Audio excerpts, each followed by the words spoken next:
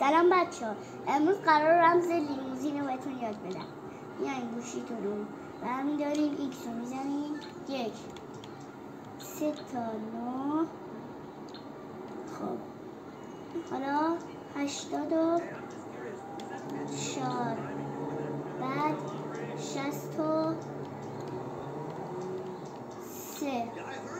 بعد 96